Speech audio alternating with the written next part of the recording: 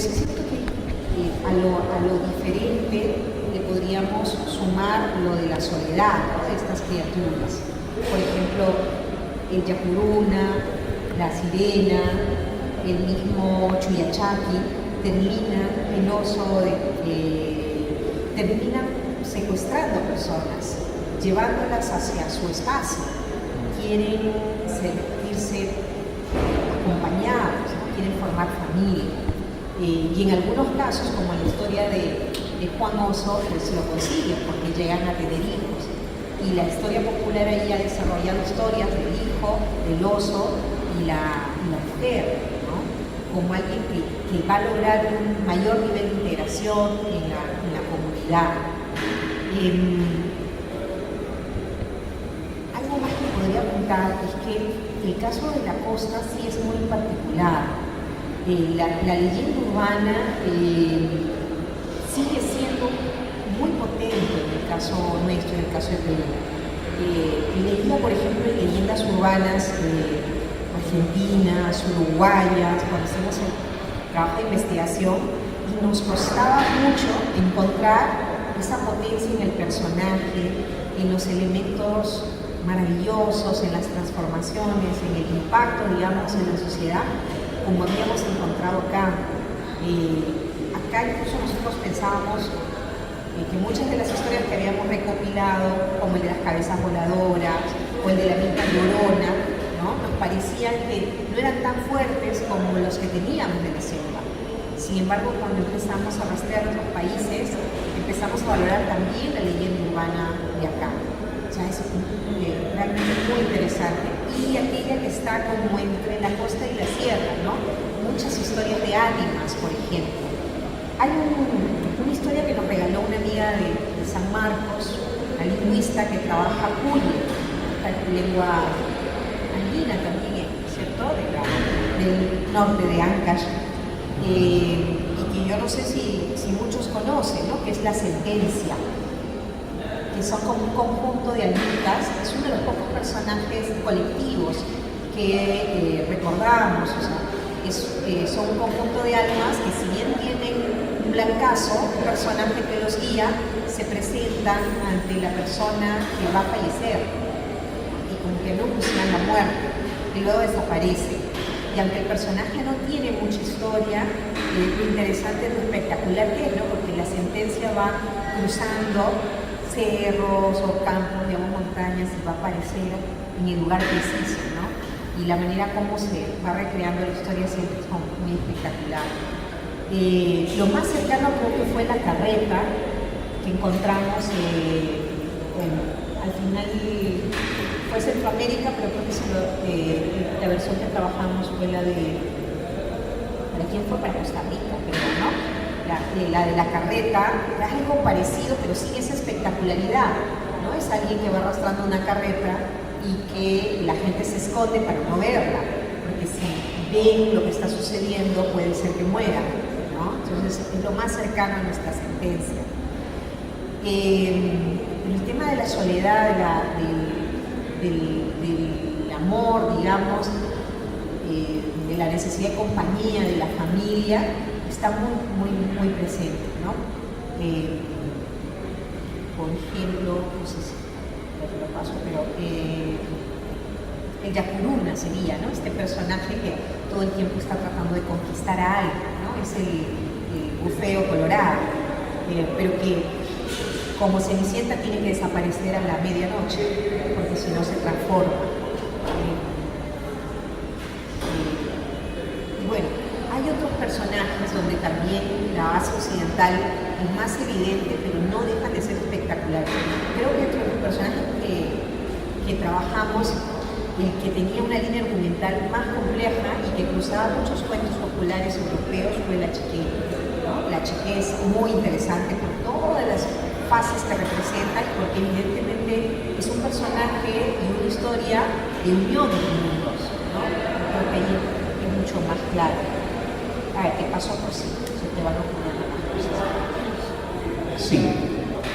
Estos seres, en principio, posiblemente representaban fuerzas de la naturaleza, pero posteriormente han de haber ido adquiriendo otras capacidades. Jessica ha hecho notar que algunos de estos seres se caracterizan por ese afán de relacionarse con los seres humanos. Vamos, el Chuyachaki no es un personaje que provoca la muerte, sino que rapta a las personas, fundamentalmente niños, pero también adultos, porque sufre de soledad. Entonces, ya no solo representa a espíritus del bosque, sino también a ansias y necesidades de los seres humanos. El amor, por ejemplo. Incluso la tentación, no la tentación, sino la vocación por hacer el bien. Algunas de estas figuras que son totalmente benéficas, que están como listas para socorrer a las personas, para hacer milagros. Y hay algunas de estas que son muy difíciles de seguir su brazo. Entre las historias que recogimos, que fueron encontradas en libros, algunas las conocíamos desde niños, ¿no? Porque pasan de boca a oreja. Encontramos una sola que no figuraba en ningún repertorio, que es la mujer mariposa de la selva. Es una mujer que en realidad es una mariposa y que finalmente muere y vuelve a su estado natural de ser una mariposa. Ahí obviamente este personaje es una figura que representa el espíritu del bosque, ¿no? Pero no se sabe bien la dirección hacia la Acapulco. Quizás es un ansia de amor, es un ansia de relacionarse también, pero no queda muy claro. Tal vez porque hay otro elemento que se introduce en este tipo de narraciones, que es lo estético. Es decir, el afán por crear una historia bella. Ese es un aspecto que los antropólogos no suelen estudiar, pero que a mi parecer es muy importante. La gente cuando cuenta no solo quiere transmitir lo que le han contado, sino en muchos casos busca hacer algo más bonito, más bello. Y esa belleza a veces parte de lo profundo, es decir, no es un trabajo solo de palabra, sino de constitución misma de la historia, para hacerla más emocionante, para hacerla más tenebrosa, etc. Pero bueno, como no queremos dictar una clase, quizás sea ya hora de pasar a las preguntas y un poquito siguiendo la dirección del interés de ustedes. Entonces, si podríamos hacer eso. Bajo etapas históricas, pero a ver. Sí, como les dije al comienzo, muchos de estos mitos deben provenir de una etapa muy temprana, pero han sido reelaborados y sus personajes han ido cobrando formas distintas, ¿no? Por ejemplo, como dije, el Chuyachaki. Presencia inca en la selva ha habido muy poco, así que no se puede decir que sea pre-inca, pero es indudable que el Chuyachaki viene de antes de la presencia de los europeos en la selva, ¿no? Lo mismo pasa con varios otros mitos. Las sirenas, por ejemplo, tienen forma occidental. Al parecer la sirena como forma capturó la imaginación muy tempranamente del hombre andino, como se puede ver en algunas representaciones gráficas, sobre todo en las tallas de las iglesias, en las casas, especialmente en Puno, por ejemplo. Por alguna razón, esa figura capturó la atención del hombre prehispánico. Ahora, uno de los casos es el de Amaru. El amaro es en principio una serpiente, pero el amaro es también un toro.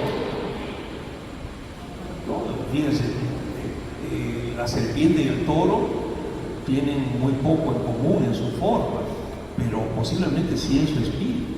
Son los enviados del mundo de abajo.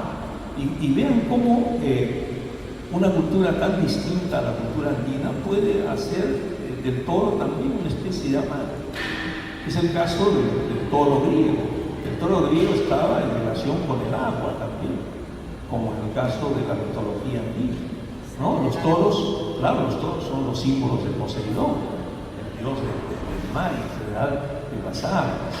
Entonces es difícil decir cuál es precolombina y cuál es de la etapa europea, porque el mito es algo vivo, ¿no? Y eso pasa con muchas otras figuras. Lo podemos ver, por ejemplo, en el torito de Pucará. El torito de Pucará tiene una forma que no es la de hace 300 años. Por ejemplo, en un torito de Pucará de 300 años de época colonial, las patitas son cortas hasta el punto de que parece que no existen. Y si lo retrocedemos un poquito más, reconocemos de dónde viene el torito de Pucará. Son las conopas arcaicas. Y si retrocedemos un poquito más y llegamos a Chaví, vamos a encontrar que es un jaguar, que tiene la misma forma y que se envía por los mismos fines, como incensario, etc. ¿No? Lo que pasa es que, fíjense, en el caso del torito de Pucará ha intervenido últimamente el factor estético. Seguramente antes también, pero ahora el torito de Pucará busca ser bello, busca ser expresivo, porque en su evolución de siglos ha adquirido formas de pensamiento más recientes. Sería absurdo que un mito se quedara en el tiempo. No cumpliría la función que tiene, la de activar esa parte primitiva que todavía tenemos, por muy civilizados que nos consideremos, ¿no? Entonces, fíjense, hay algunos que pasan por mitos o leyendas y que son elaboraciones.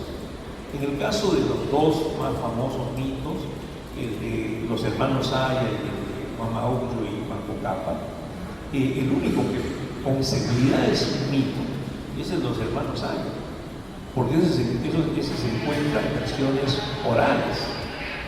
En cambio, el de Mamahuyo y Manco Cápac es casi por seguridad una elaboración de Garcilaso, porque nadie ha recogido una versión en campo. Pero pasa por ser un mito fundacional y algunos ya lo toman como si fuera muy, muy antiguo.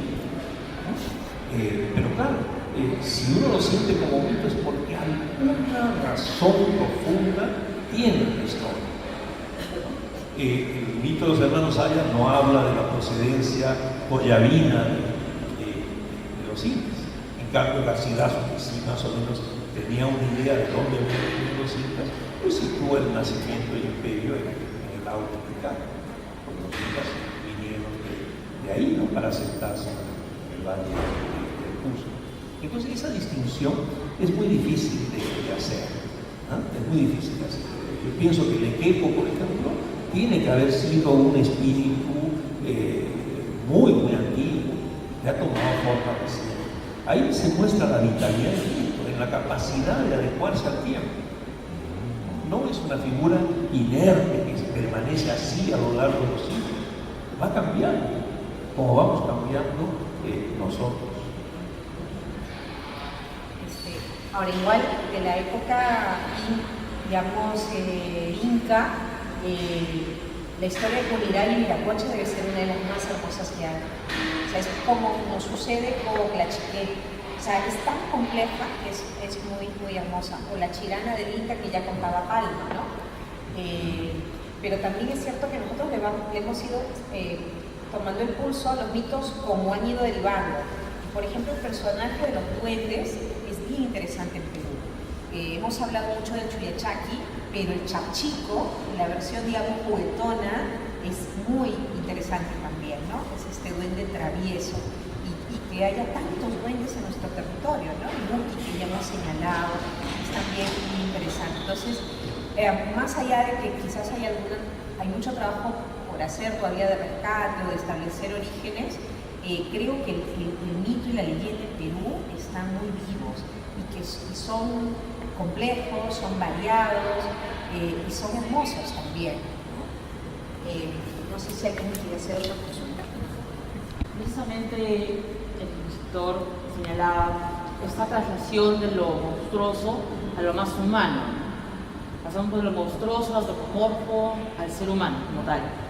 Y es yo creo que muchos de la sala hemos tenido con nuestra familia el tiempo de violencia, ¿no? de terrorismo, que el pistaco era el terrorista.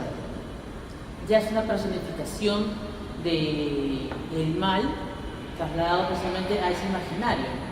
Entonces mi pregunta va en el sentido de cómo es que ustedes han recogido en la actualidad estas diferentes variaciones de los mitos que hemos recogido nosotros desde nuestros ascendentes, ¿no? Porque nosotros ya tenemos una cosmovisión, tenemos la religión instituida y además tenemos estos relatos.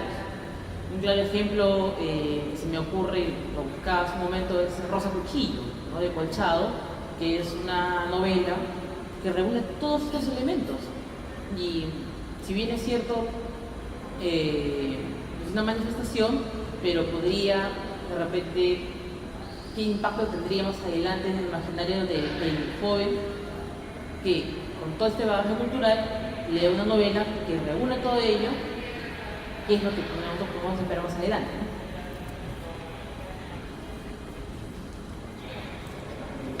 Sí, los mitos se adecuan a la actualidad, pero la actualidad de los mitos, es decir, el tiempo del mito, no es necesariamente el tiempo del periodismo. Es decir, un hecho puntual, la subversión del Sendero Luminoso y la etapa del terrorismo, que a nosotros nos afectó mucho, es una gota de agua en la historia del Perú. Sucede eso, que el tiempo de una forma de pensar va más allá de los avatares concretos, transitorios de la historia, pero no hay duda de que también se adaptan a esos sucesos.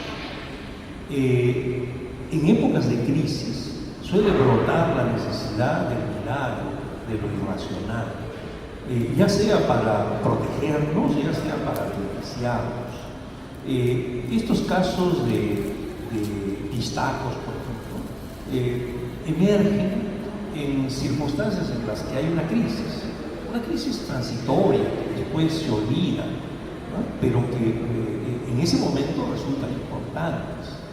Yo recuerdo, por ejemplo, cómo surgió un episodio mítico en el pensamiento de la gente durante la hiperinflación de Alan García. En forma, digamos, de milagro, sucedió que aparentemente en un programa de esos folclóricos que hay antes de las 6 de la mañana, alguien dijo algo como: qué bueno sería que los billetes de 5.000 soles valieran 5.000 limpias. Fíjense, a las 8 de la mañana había frente al Banco Central una cola que daba 2 veces la vuelta a la manzana, con gente que llevaba sus billetes de 5.000 soles para cambiarlos por billetes de 5.000 limpias. Evidentemente la crisis nos había sensibilizado de tal modo que la gente creía posible algo que obviamente era imposible. Los funcionarios del banco salieron a decir que era absurdo eso, ¿no? Que nadie les iba a cambiar esos billetes que ya no valían nada por otros que en ese momento sí valían.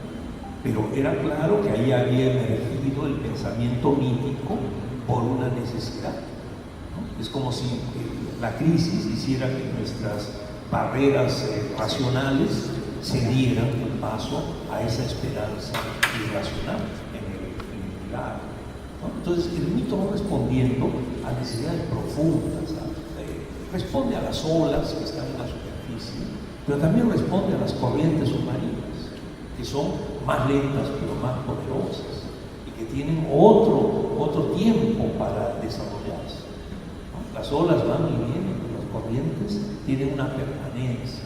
Eso mismo es lo que pasa en el lenguaje, ¿no? El lenguaje responde a necesidades inmediatas, pero también a necesidades de largo alcance. Palabras que han surgido en la Edad Media y que tenían relación con el estado social de ese momento, todavía persisten, ¿no? Por eso, porque el tiempo, la historia tiene muchos tiempos. Tiene el tiempo del individuo, tiene el tiempo de una etapa económica, etc. Y los mitos tienen tal vitalidad que pueden responder a esas demandas, digamos, de largo alcance y a las demandas de corto